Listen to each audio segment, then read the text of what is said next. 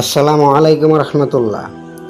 একটি লোক স্বপ্ন সম্বন্ধে রাসূল সাল্লাল্লাহু আলাইহি ইসলামের কাছে হাজির হয়েছিল। সে স্বপ্নে দেখেছিল এবং স্বপ্নের সেই ব্যাখ্যা জানার জন্য রাসূল সাল্লাল্লাহু আলাইহি ইসলামের কাছে গিয়েছিল।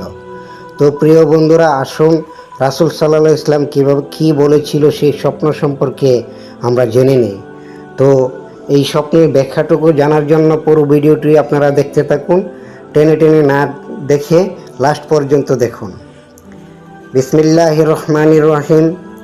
একদা একটি লোক রাসূল সাল্লাল্লাহু আলাইহি ইসলামের নিকট উপস্থিত হয়ে বলল যে, রাসূল সাল্লাল্লাহু আলাইহি ইসলাম, আমি স্বপ্নে দেখেছি যে আকাশে ভীষণ মেঘ হয়েছে এবং তা থেকে ঘি এবং মধু বর্ষিত হচ্ছে।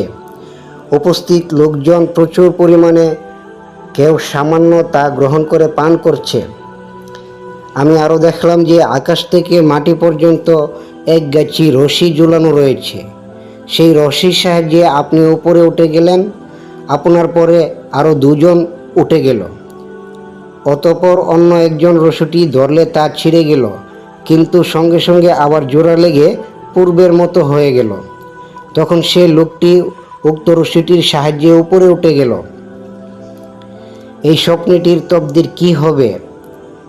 রাসূল সাল্লাল্লাহু আলাইহি ইসলাম এর অনুমতি নিয়ে হযরত আবু বকর সিদ্দিক রাদিয়াল্লাহু আনহু উক্ত স্বপ্নের তাবির এরূপ বলেছেন যে, আকাশে মেঘ হচ্ছে ইসলাম ধর্ম, তা থেকে ঘি ও মধু বর্ষিত হওয়া মানে ইসলামের সৌন্দর্য ও মাধুর্য।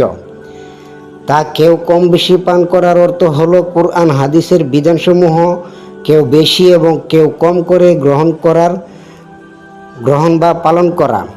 আকাশ থেকে জ্বলন্ত রশ্মির অর্থ হচ্ছে হেদায়েত, তার সাহায্যে আপনি এবং আপনার পরবর্তী দুজন উপরে উন্নতি হলেন।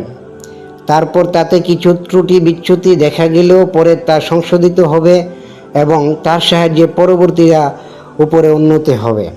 হযরত আবু বকর সিদ্দিক রাদিয়াল্লাহু আনহু উক্ত স্বপ্নের ব্যাখ্যা করে রাসূল সাল্লাল্লাহু আলাইহি ওয়াসাল্লামের নিকট জিজ্ঞেস করলেন, ইয়া রাসূলুল্লাহ, আমার ব্যাখ্যা কি ঠিক হয়েছে?